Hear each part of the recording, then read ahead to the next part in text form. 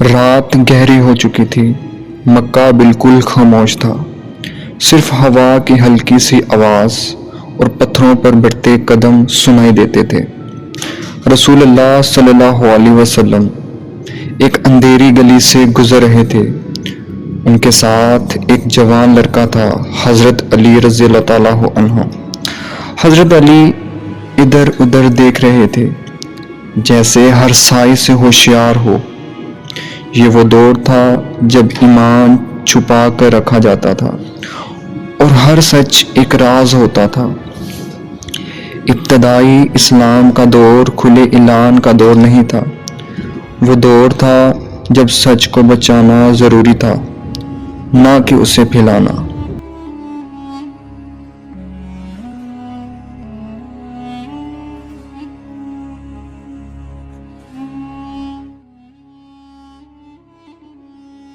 حضرت علی رضی اللہ تعالیٰ عنہ رسول اللہ صلی اللہ علیہ وسلم کے ساتھ چپکے سے ملتے، چپکے سے نماز ادا کرتے اور چپکے سے پیغام سیکھتے۔ یہ خاموشی کمزوری نہیں تھی، یہ حفاظت تھی۔ ہر دن خطرہ بڑھتا جا رہا تھا، لوگ سوال کرتے، پیچھا کرتے اور شک کرتے۔ حضرت علی رضی اللہ تعالیٰ عنہ جانتے تھے کہ اگر یہ راز کھل گیا تو رسول اللہ صلی اللہ علیہ وسلم کو نقصان پہنچ سکتا ہے، اس لیے وہ خود کو ڈال بنا کر کھڑے ہو جاتے تھے۔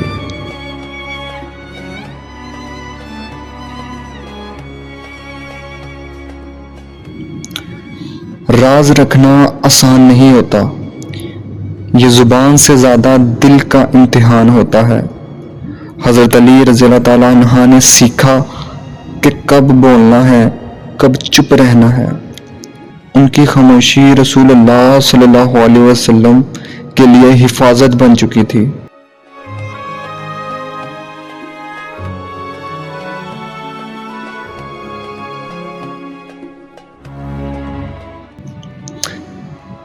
جب سب کچھ اندھیرا لگتا تھا، حضرت علی رضی اللہ تعالیٰ عنہ کا یقین روشنی بن جاتا تھا۔ انہیں یقین تھا کہ یہ سچ کبھی نہ کبھی ظاہر ہوگا، مگر ابھی اسے بچانا ضروری ہے۔